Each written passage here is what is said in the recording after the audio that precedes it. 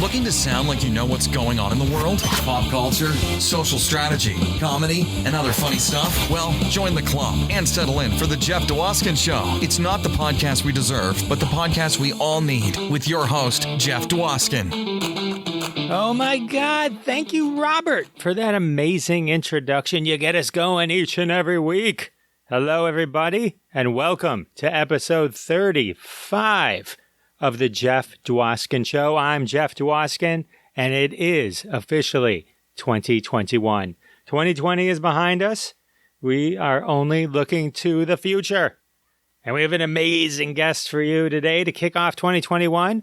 My friend, comedian, actor, Horace Sanders, winner of Star Search.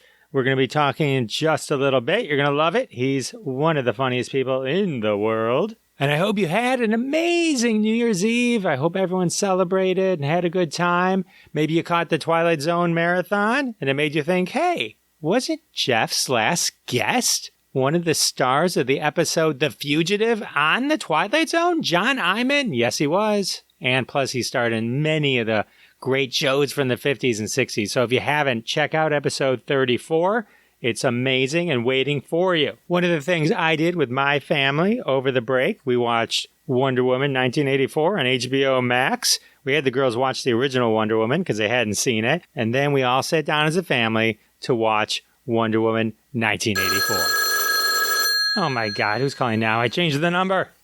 Hello. Hello, Jeffrey. Hello. Where are you calling from? Milan, darling. We have to talk about the new Wonder Woman, Jeffrey. Were my designs not the star of the show? Well, yeah, I love the costumes. Did you love Chris Pine in the movie film, darling? Gotta say, I love the parachute pants. Did it take you back to your breakdancing days, Jeffrey? Yes, but I now renounce my wish to be the greatest breakdancer of all time. I was actually more focused on Gal Gadot. Did you add her to your top 3, Jeffrey? Or is she not unattainable enough for your wife's comfort? Actually, she's in both our top 3s. As she should be, darling. She wore the star of the film very nicely, dear. Some might argue Gal was the star of the show, not the outfits. But my designs deserved top billing! Darling, we both know that. So what's next for you? I'm designing the new Batsuit for Idris Elba. I think Robert Pattinson is the new Batman. Well, I'm sure this explains things. But he will look far better than Georgie with the nipples. Okay, ta-ta, bye-bye, darling. I enjoy our visit. All right. Well, okay, that was interesting. Well, I hope you guys all got a chance to see Wonder Woman. If you did, let me know what you thought. No spoilers here. Not going to tell you what I thought. Just going to let you know I enjoyed not paying for it. Okay. So anyhow, I hope you had an amazing holiday break. I hope you had an amazing New Year's Eve. I do want to thank a couple podcasts that had me on and want you to check them out. You can hear my interviews on their podcast, Positively Midwest, Within the Head of Fred, and Earth Station 1 had me in the Geek Seat with the Shane Black Christmas episode. So check out those podcasts that were kind enough to have me as a guest. Also, don't forget to check out Crossing the Streams. It's the live show I do every Wednesday at 9:30 p.m. Eastern, based on a couple older popular episodes of this podcast. A bunch of us get together and we talk about shows that are fun to stream. Clever, huh? Crossing the Streams, stream shows. And then we talk about shows you should be watching. And it's all interactive. If you're watching live, you can ask questions, chime in on the shows, all that kind of good stuff. Last week, we had a great guest, Tina Marie Trimper. She's of the Psychedelic Podcast and runs the Indie Pods United group. Check her out and check out her podcast. Very cool. Also, I want to remind everyone to subscribe to the Jeff Dwoskin Show on your favorite podcast app, whether it be Apple Podcasts, Humbly, Google Podcasts, Amazon Music, wherever it is. Please subscribe. Tell all your friends. That's how we grow the show. I love having you all back week after week. So spread the love. No way to say Happy New Year more than with the gift of The Jeff Dwoskin Show. Also, go to jeffisfunny.com. That's our website. And we have all the episodes there that you can listen to. Also, sign up for our mailing list. And then I'll send you emails and stuff so you never miss anything. And then also, a lot of people ask, so I signed up for Buy Me a Coffee, buymeacoffee.com/Jeff Dwoskin Show. If you want to make a little donation, say, hey, I love the show. Here's a coffee on me. Go to buymeacoffee.com/Jeff Dwoskin Show. So fancy. I'm in on all the fancy stuff. Speaking of fancy stuff, our sponsor this week, 2021 calendars. That's right. Now you can pretend like 2020 never happened with your 2021 calendar. The new 2021 calendars come with all 12 months. That's right. Imagine being able to look forward to 12 whole months. And here's the best part. The 2021 calendars come with a match or magnifying glass, so you can completely destroy all your 2020 calendars. Put 2020 behind you with a 2021 calendar. All right. Well, I'm going to get one of those. Yeah, because I love knowing what day it is, and that's fun. So everyone, check that out. Support the sponsor. Get a 2021 calendar, and let's make it the best year ever. Speaking of best year ever, it's time for the first social media tip of 2021. That's right. We're going to talk about Clubhouse today. Clubhouse is a new app that you should check out. Now, you have to get an invitation to join, but here's the thing. You should still download the app and reserve your @name, your username for Clubhouse. You're allowed to reserve the name while you're waiting for an invitation. I'm sure one day they'll open up the app because they're still in beta mode. But once you get the invitation, it's really cool. It's all audio, and it's basically you go in and people do basically like mini webinars, or they pick a topic and they talk about marketing tips or how to be a better podcaster or movies they saw, anything. And then you can interact with them and you can speak, and it's really cool. It's actually really cool. So it can be a little addictive. I've spent a little too much time on it, but I definitely recommend it. At least reserve your name, download it. It's called Clubhouse. Also, check out the Humbly app. Just a reminder, they're pretty cool too. They donate money every time you listen to a podcast episode. You can also follow the Jeff Dwoskin Show and listen to it on the Humbly app. So check that out. Check out Clubhouse, and that's the social media tip. All right, ladies and gentlemen, now sit back and get ready to enjoy my conversation with Horace Sanders. All right. Welcome to the show, comedian, actor, writer, Horace H.B. Sanders, one of my old comedy friends. I'm so excited that he is here. It's been a while since we've actually seen each other. This guy is super famous, everyone. Super famous. Star Search winner. We'll get to that. We'll talk all about that. That's one of my favorite stories ever. But what's up, dude? How you doing? What's up, Jeff Dwoskin? Man, you one of those people you got to say the full name. Like, it's high caliber. It just goes together. You can't just say Jeff. You can't just say Dwoskin. Now, were you ever in the military? I don't know. I wouldn't just want to just be like Dwoskin, Jeff Dwoskin. My guy. What's up, dude? How are you? Man. Good, man. Glad to be here. This is awesome. This is the new Rage podcast. So I can't really say it's new. It's been happening for a minute. It's been happening. This is one of 800,000 podcasts. So I know you had a lot to choose from, and I appreciate you choosing the Jeff Dwoskin Show. Let me just set the stage for everyone about how funny Horace H.B. Sanders is. There was one time we're at the Mark Ridley's Comedy Castle. I'm there to actually see another comedian whose name I will not mention out of respect. Okay. Horace goes up to do a guest set. A guest set, for those who don't know, is when a comedian just kind of shows up at the club. He's pretty fancy. The club knows him, and they just put him on the show.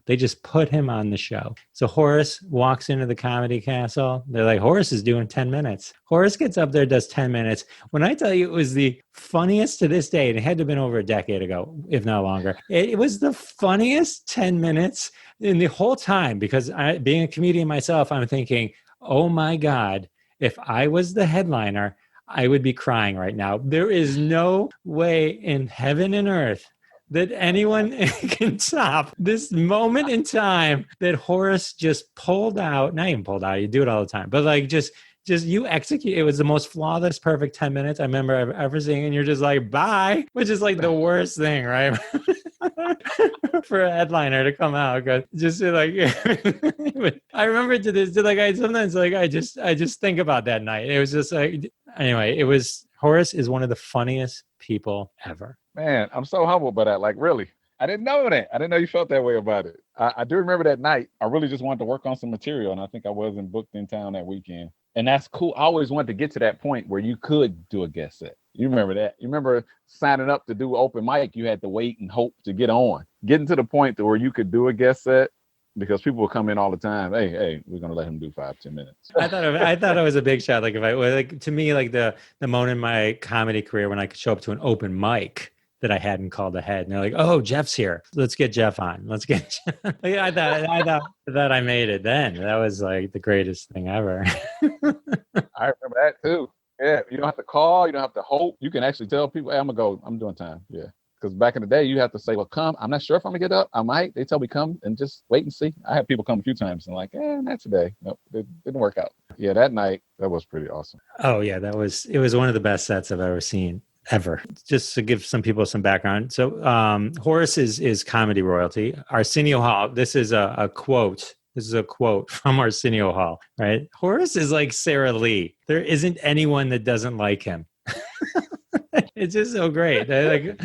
I find that online. I was just like, oh, man. So Horace was in this movie called Be Funny.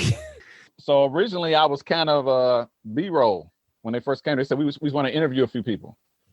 Some feedback. I was going to be background kind of stuff. You know, you cut. Dennis Pietro. Yeah. Him and Denver Rashawn. Denver. Yeah, exactly. Yeah. My guys. So we started doing interviews, and it went from, we need about 15 minutes. Literally, we recorded about 4 tapes. So we did about 4 hours of interview. Oh, wow. And they just kept saying, it's so good. I was like, really? But I was like, yes, really. Yes, it is. But really? Really?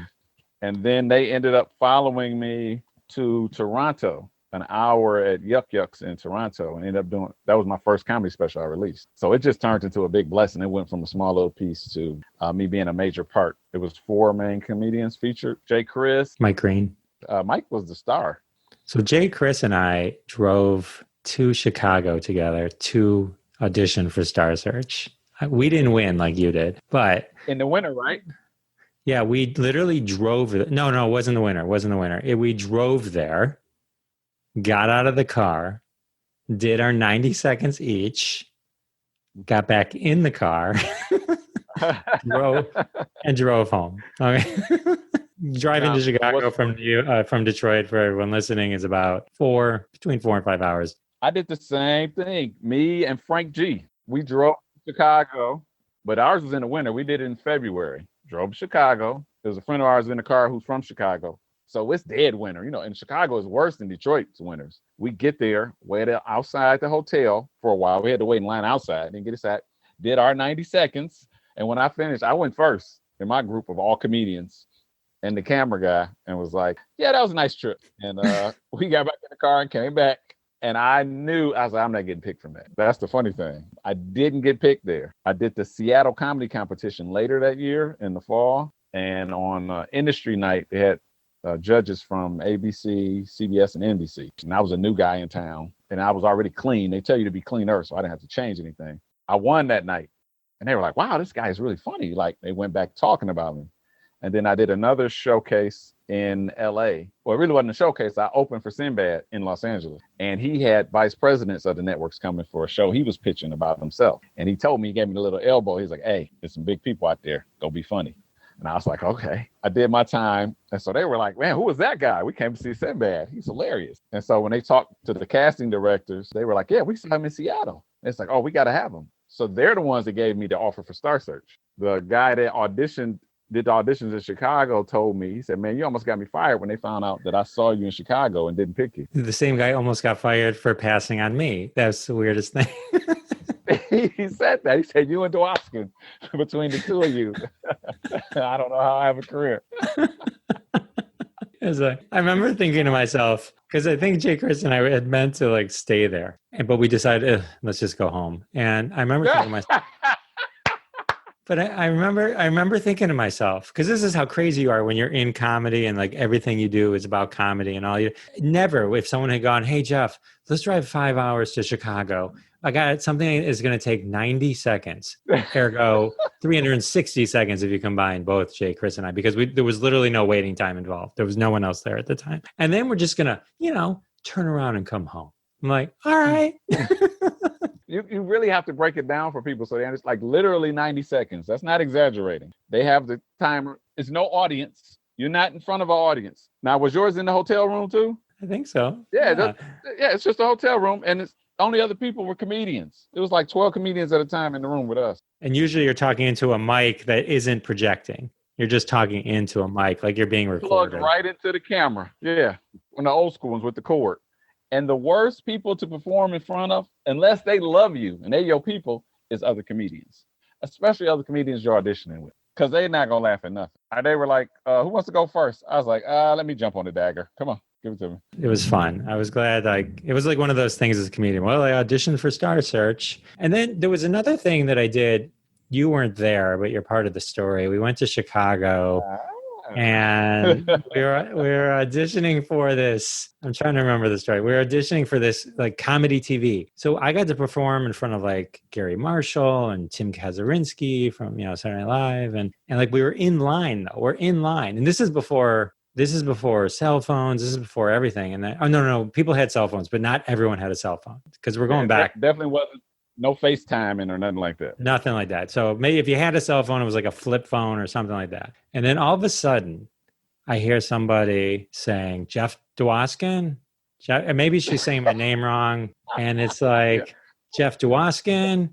And like the first thing that goes through my head is, oh my God, somebody died. Somebody died. Because I'm literally... It's hard to like say I'm in the middle of nowhere when I'm just in the middle of Chicago, like in the context of today, but basically in the middle of nowhere. Nobody should have been able to find me. And then this random person is saying, Jeff Dwoskin? Jeff Dwoskin is a woman. And it's a big line of people. Y'all outside in the line, right? Big line outside, right? So I immediately have panic attack. Like for someone to have gone to this length to find me, somebody had to have been dead. Somebody had to have been dead. But it turns out this person knows Horace H.B. Sanders, and you were on the phone with them. It must have said something. I think Jeff Dwoskin's there or something. You must have known I was there. And so she's like, Jeff? I was like, who is this black girl calling my name? Yeah. Like, how does she know? Yeah, I remember you were going to the audition. I couldn't go. I was talking to her and going over some tips with her. She's like, yeah, I've been lying out here. I said, oh, Jeff is there. She's like, Jeff Dwoskin. I said, Jeff Dwoskin. I said, just call his name. Just go ahead. I said, this will be hilarious. To this day, it's one of the most nerve-wracking moments of my life. And then she's like, oh, yeah. And then it's like one of those things where you're so nervous, something bad happened. And then you're just so relieved that it was just like, oh, this nice little moment. That's hilarious. Oh, and Gary Marshall, that's the creator of Laverne and Shirley, right?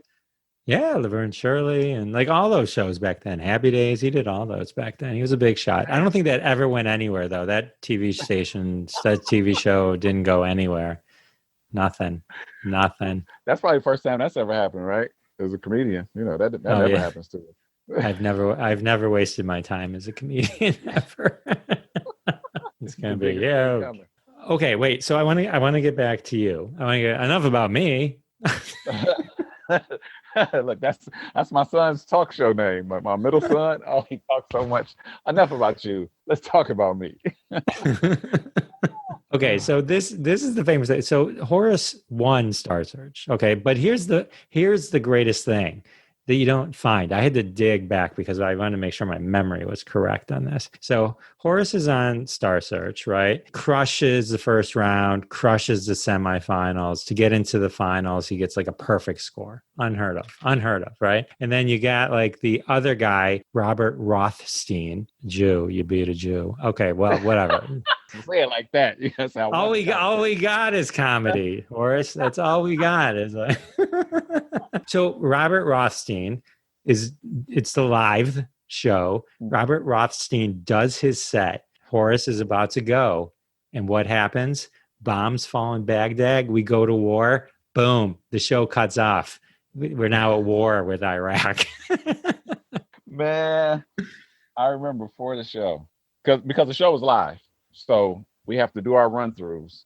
They're really big on time because everything has to sync right. Like you got to do your time, the clock is counting down, everything. So we're going through our dress rehearsal. And he said, we do know that the president is in talks, something could happen. We could get preempted. If we do, we're going to cut away and go to the president because he may make an announcement of war. It was President Bush, George W. So it's like, okay. They said, if it happens during the dancers, we'll cut away, we'll come back, we'll reset you, you'll start again. If it happens during the singers, we'll cut away, we'll come back, we'll reset you, we'll start your song over again. And then I was like, what about the comedians? It's like, it won't happen with you guys.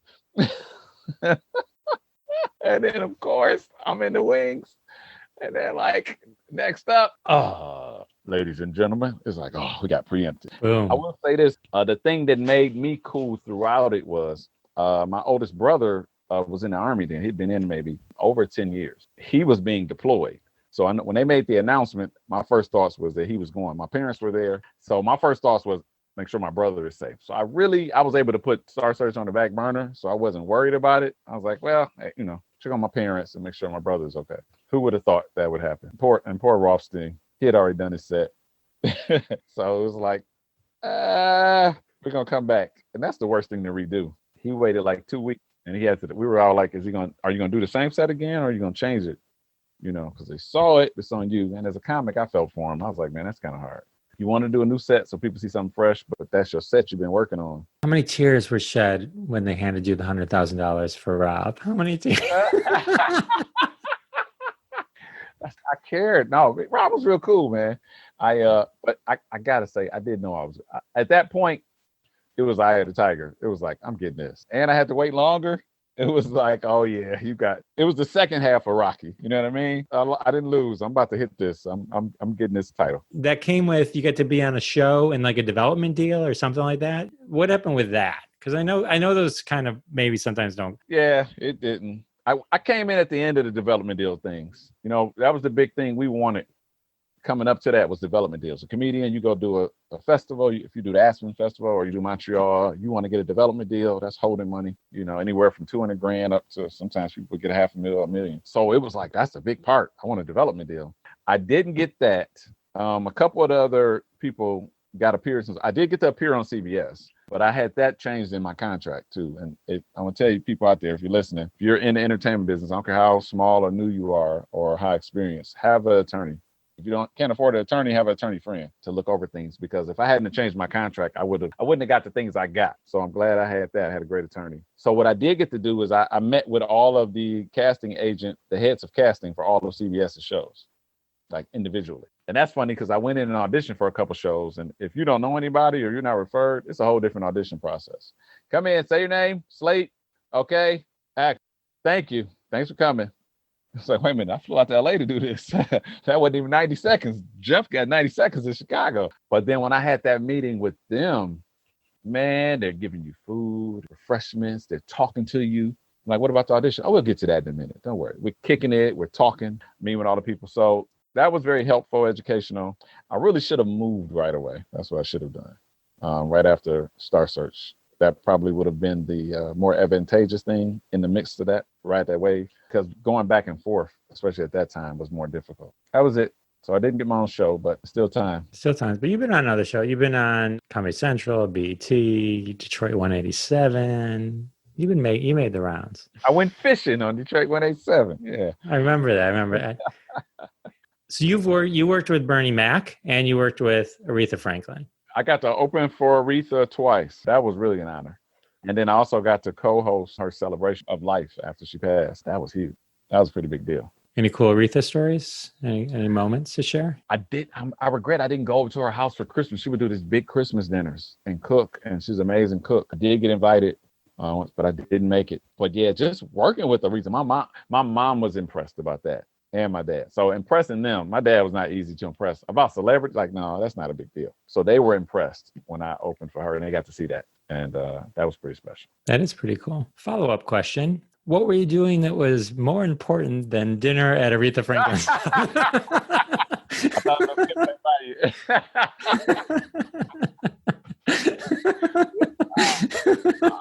was I didn't get it. I think I actually was out of town working.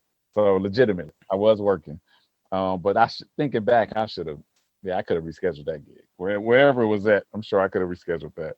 That's still not my biggest regret though of not going to an event. I got a chance to. I don't want to jump ahead of you, but I got a chance to tour with somebody who became my mentor, Sinbad. Easily the best, the most impactful comedic relationship I have, and it goes past comedy. He's a mentor to me and big brother. So I'm on the road with him. It's a whole story in and of itself how I got to that. That was something I used to dream about doing, working with him. Even funnier in person, hilarious every night. Different sets, different shows. And so I'm doing all these dates, and then a couple I don't do because I got called to do, I'm opening for him, but I'm headlining on my own. So I'm like, well, I got a couple dates I'm gonna do. The money's pretty good. So he's like, okay. So I refer somebody else to open for him. So he goes this day, and I get the story afterwards. He's like, yeah, after the show, Sinbad's like, hey man, you want to kick it with me or you want to go back to the hotel? He's like, oh, I can hang with you. He's like, all right, go see some people. So they get in the car, it's a long limo ride, so he falls asleep.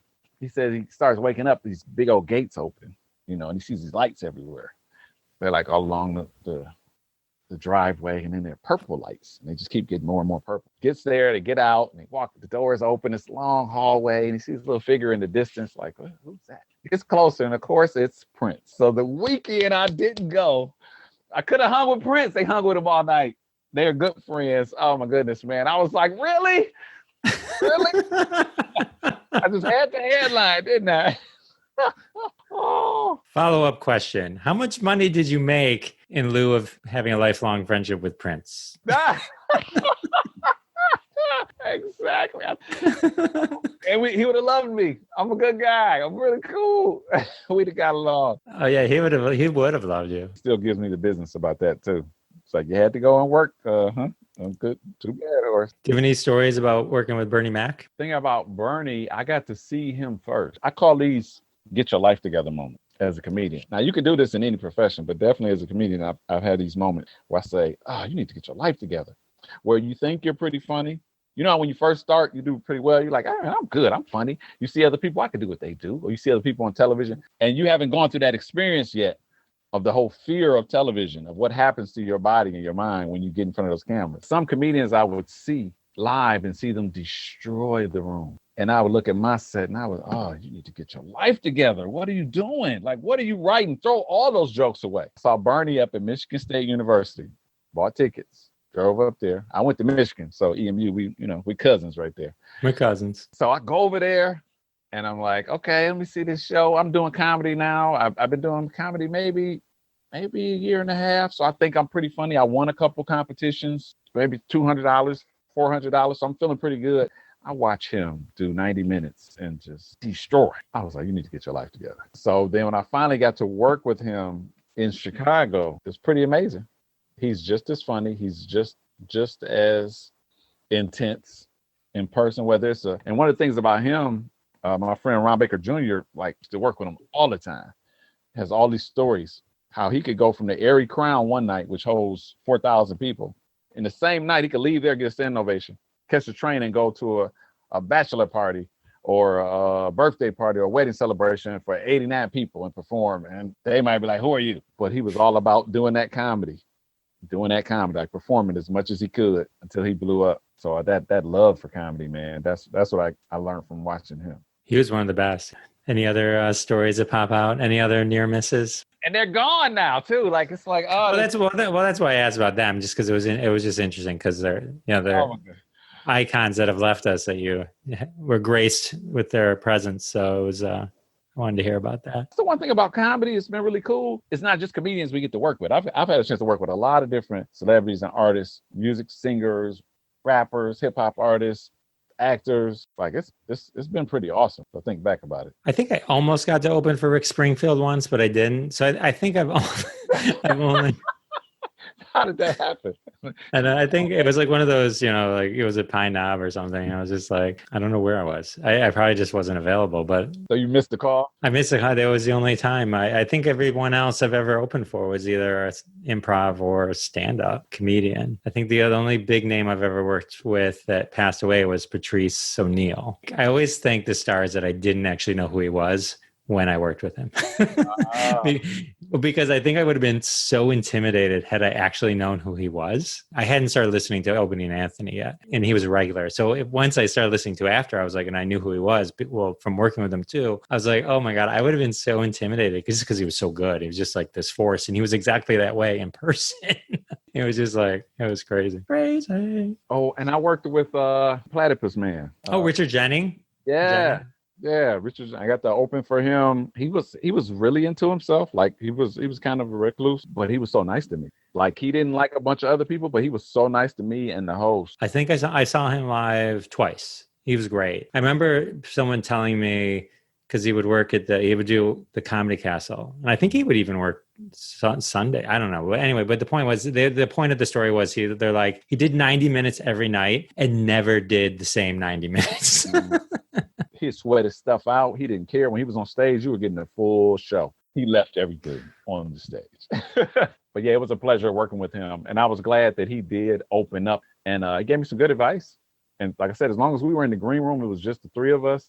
And even more, me and him. I tried to be really respectful to people and give them their space. I found out they will open up more if you are respectful and just give them their space, because so many people want something from them. But he had some good gems for me. He even gave me some tags for a couple of my jokes. It is the best when comedians, people do that. Some of my best tags other comedians gave me. They see it. I always considered that a gift. Do you have an issue as a comedian taking a tag from someone else? No, I came up like that. I love to do it too. I'll give you notes. I could just meet you. If I think something is good for you, I'm gonna pass it to you. Now, if you don't want to take it, that's on you. But I love that. I love to help, to write, to create. That's part of the joy of doing it, is that camaraderie, that fraternity we have. No, I agree with you. But some comedians were like, no, if I didn't write it, I'm not going to do it. And my always take on that was, I didn't write it. You wrote it. You said it inspired me. I wouldn't have gotten that inspiration had you not provided those words. So what I'm giving back to you is you. It's not me. I don't have the first 90% of the joke. This is my gift to you. Lori Kilmartin gave me a great tag once. This one guy, Kevin, wrote something down once and turned a second throwaway line into like a 3-minute bit, because he opened up like this whole area. Like, oh, because once I did that, I just kept going, because you don't get to hear yourself from the audience. Absolutely. Sinbad said that every joke has a comma, not a period. There's always more you can add to it. That's where, like, when we're all together in the beginning and then we all start doing our own things. Mm-hmm. That's the part that I miss. How long has it been since I've seen you, right? It's been forever, but I mean, that magic of that. And I think, and people wonder sometimes when you get more successful and they're like, well, why is their set different now? It's not the same, because you don't have that same energy. You're not in those same space. You're not doing those same things. They say it's not just, you're not as hungry. You are hungry, but you're not in those same space, or have that pressure of competitions that, I got to change. I can't just do my set. I got to change. I'm going to do my closer first. I got to do something different. And that one little change, man. Then other comics see it and they like, oh man, you did that different, because you always do. Oh yeah. Yeah. That's man, I love it. So what are you up to now? What have you been doing with comedy with COVID? Are you getting back into it now as the clubs are opening up a little bit? I haven't done a club yet. I had some live performances in September. I definitely was doing like the Zoom or Facebook, the live thing. And I remember I had one early on. It's funny, my last show was the day we went into quarantine with a full audience. It was great too. So I'm glad I got that in. But I just tried adapting. I tried to look at it and say, well, how can I make this better and work? Because the big issue is we're not used to not having an audience and not being able to hear them. That was the other thing. Like, okay, I got an audience now, but I can't hear them. And we know the complications with Zoom. And I saw some people do pre-recorded ones and play them, and that worked. I was like, as long as I can get 2 or 3. So I was able to work out my Zoom one initially where I could get 2 or 3 people where I was at that were good laughers. And they didn't even have to embellish. I was just like, let it go. Just, relax. And that, it made all the difference. If I can have 1 or 2 people that's laughing. I was like, the Flintstones has laugh tracks. So, laughter is infectious. People just appreciate it because I think they know what's going on. But yeah, man, I'm just adapting. You got to do what you got to do. Got to do what you got to do. Star Search champion Horace H.B. Sanders and I, we share one TV credit, Fox's Laughs TV. Yeah. With Steve Hofstetter. I watched your set. It was great. And then I did my set They came out to Detroit, filmed at the Mark Ridley's Comedy Castle. We did my set. And when I tell you it was, what did we do? Like a few minutes. I think it was like you did a few minutes and then they would cut down to whatever they put on, whatever it was. When I tell you I had the greatest set. I wish I was at my current weight because, the TV, and I was like, I feel like I looked a little too heavy, but I was funny. I was hilarious. Amazing. It was great. And then I'm working at the castle a couple weeks later, and Joel Fragamenti turns to me and says, "Oh, did you hear? They lost the tape." I'm like, what? No. I thought he was messing with me. And I was just like, but he wasn't. And so it turns out they had lost it. And then they came back. And thankfully, so then they put me up first. And it was fine. Steve did a good job. He got the crowd going, and first is sort of it was good. But I get out there. It was a good set. But you know how it is when you have the other set in your head, nothing ever lives up to it. But it was still good. That's the one that made it on TV. But I know the other version was better. And it kills me. But I was like, oh. Did you change it up much? Probably not, because it was like such a short set, you know what I mean? It was like I had to do versions of all the different jokes or whatever. But I mean, it was fine. It was cool. I was on TV. Some people saw it, you know what I mean? But, whatever. I was on TV. Now, would you rather go first or last? How many people are on the show? Good question. That's the experience. Let's say it's not a competition where you're doing like 15. Let's say it's 6 comedians. Say it's a TV tape and it's 6, and you're doing 15 to 20 minutes each. So say 15. That way they're not tired out. I want to go third or fourth. You want to go to see? I didn't get the middle. If you got to pick between first or last, what's your preference? If I was going to go first, I would go. If I'm doing 15 minutes and I'm going to be on TV, I think at that point I would hope I'd be confident enough to go last. Okay, good answer. I agree with that. First, I used to be afraid of first because I had to go first a lot when I first started. I guess when I first started, I was so young. I wasn't even 21 yet when I first was getting in the club. And then I looked so young. Sometimes they're like, what are you, 16 or something? And then I was clean, and I would be in a lot of events where they weren't, So I'm already looking young, and they wanted to challenge me, but I would always have to go up first. And then when I did that competition in Seattle, that really helped me with that whole first thing, because I was able to win a few nights first. Because I saw another comedian go up first and kill. Got a perfect score that night. I was like, what? I said, oh, first ain't bad. And it came to a point where I needed to come in first, or I was in trouble of not being able to win, like being out of competition. Man, it's nothing like it. Switching those triggers and working that muscle. Going first, I think all the emceeing that I did prepares you for going out there when the audience is cold, right? Mm-hmm. So like all the years of working at the Comedy Castle and just going out there and opening that show and just getting better and better and better at it, to the point where it was like, you're almost getting to the point where it feels like you're a middle. Like that's how good it is, So I think you have to have that skill. And then as you get better, you get the pleasure of not having to go first. Mm. But you come at it with the energy of being able to know what you got to bring still. In a competition, the only nice thing about going later is that you can see what you're up against. You know what I mean? You can kind of see where you do run the risk of, if there's a premise, maybe crossing that could make your joke not work as well or something like that. But, you can kind of see what's jiving, what's not jiving. I don't know. Is there ever a really good answer with comedy? That's the thing with comedy is like, I always hated comedy contests because it's like, we were all funny. Why does one of us have to be the funniest? Right? I don't mean like Star Search where it's literally a competition, but like in general where they pit us all against each other. It's like, you can all have a great night and then you feel like shit because you came in fifth. Like, but it was a great night. You know what I mean? It's like, it should just be about that. It's just about, if everyone made the audience laugh, everyone wins. That's how I looked at it. But they look at it differently when it's a competition. I noticed that too. If it's a comedy show and you got 10 people, the audience is there to enjoy it. They know when it's a competition, they have a different taste of blood in the water too, because they're comparing. And I realized it made me have to be more intense. I had to turn the heat up. I would choose to be in a competition where the audience knew neither of us or any of us, versus a competition where you could bring people. Yeah, absolutely. Stack the house. Stack the house, baby. So, all right, one final question. I appreciate you hanging with me, but one final question. I just have never asked this, so I'm going to ask it right now. In your name, what does the HB stand for? Ah, man. It's like Fred G. Sanford. You know, changes all the time. You know, if talking to my sister is her brother. When I'm hungry, it's hash browns. And if I want to fight it, hurt somebody. I was trying to get my special. It was HBO. Yeah, it is my middle initials, but I never tell them. So I just I play with it, have fun with it. You know. On Christmas is happy birthday. That's my birthday, December 25th. You and Jesus. There you go. Yeah. Good birthday. I don't want to be like Jesus. I like to follow him though, because I was born in the hospital, not in the manger. Did a lot of walking. I was like, I like to walk to my car and drive. All right, my friend. Well, this was a blast. I really appreciate you hanging with me, hey, man, sharing some pleasure, stories. Man. Podcast with Jeff Dwoskin. Now, do you have a middle name, Jeff? Lawrence. Jeffrey Lawrence Dwoskin. That's pretty good, right? Oh, that's nice. You gotta go by that.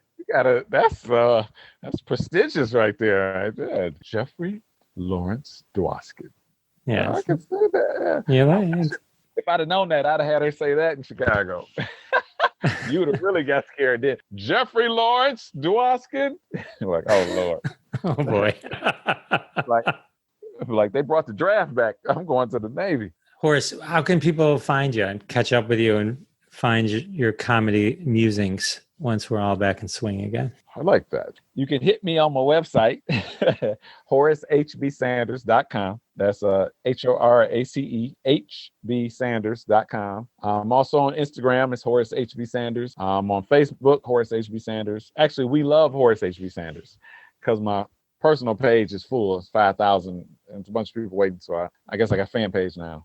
And then I'm also on Snapchat too. That's just to irritate my daughter. So that's why I'm there also. All right. Thank you, my friend. It's been a blast. Thank you. Hey, man, my pleasure. And remember, that way you won't forget. One of the things I love about doing this podcast is my ability to reach out to old friends and reconnect and have conversations with them and share them with you. I hope you enjoyed that. I hope you enjoyed a little bit of my trip down memory lane and some of the insights and great stories that Horace had to share. I thoroughly enjoyed it. I hope you did as well. And once again, don't forget to subscribe to the Jeff Dwoskin Show on your favorite podcast app or podcast website, Podchaser, Humbly, Apple Podcasts, Amazon Music, anywhere podcasts are found. Check those out and definitely subscribe.